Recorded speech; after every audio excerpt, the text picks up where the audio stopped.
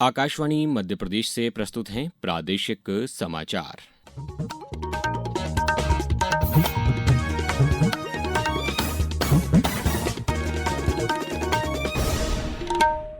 नमस्कार, समाचारों के साथ मैं अभिषेक कटियार।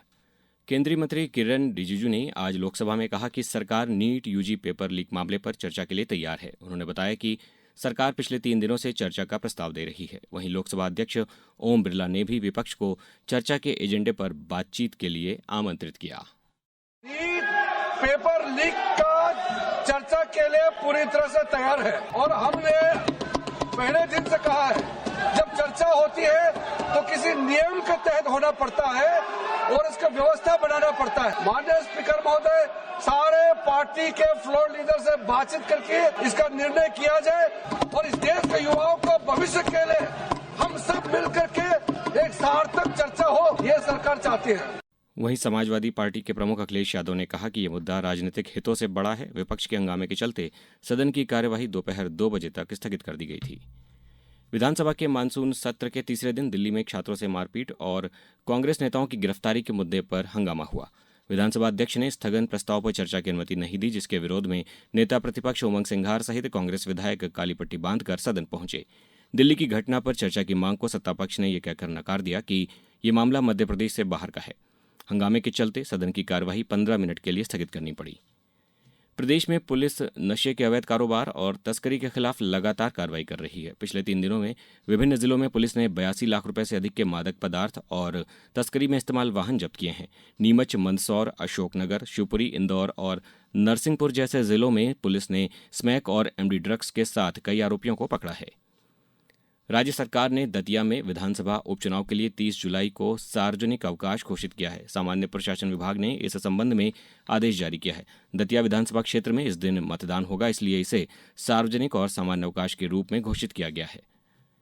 प्रदेश में निर्माण कार्यों की गुणवत्ता जांचने के लिए मुख्य अभियंताओं के 7 दलों ने भोपाल, जबलपुर और इंदौर सहित 7 जिलों में 35 निर्माण कार्यों का निरीक्षण किया।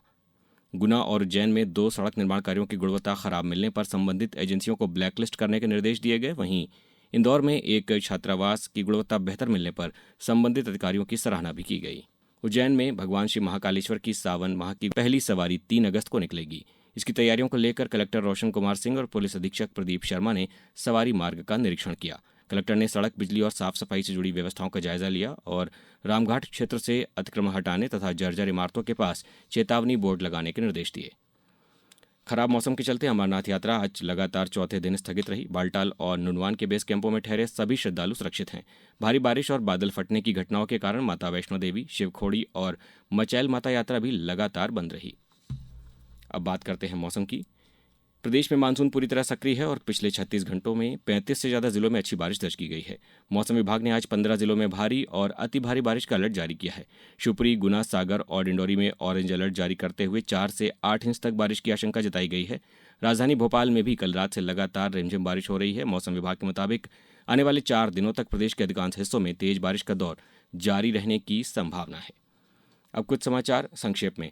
मंडला में 14 से 21 जुलाई तक चले दस्तक अभियान के तहत 5 साल तक के 5005 बच्चों की स्वास्थ्य जांच, 4480 बच्चों को विटामिन ए की खुराक और 4240 बच्चों को ओआरएस के पैकेट बांटे गए।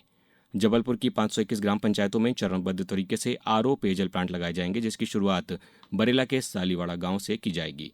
नशे से दूरी है जरूरी 2.0 अभियान के तहत कल आगरमालवा जिले में विभिन्न विद्यालयों एवं सार्वजनिक स्थलों पर चित्रकला और निबंध प्रतियोगिताओं का आयोजन किया गया और शिवपुरी में नवनियुक्त आंगनवाड़ी कार्यकर्ताओं के लिए 8 दिवसीय प्रशिक्षण शिविर 26 जुलाई तक आयोजित किया जा रहा है। इस बुलेटिन में बस इतना ही। अगला बुलेटिन सुनिए शाम 7:10 पर।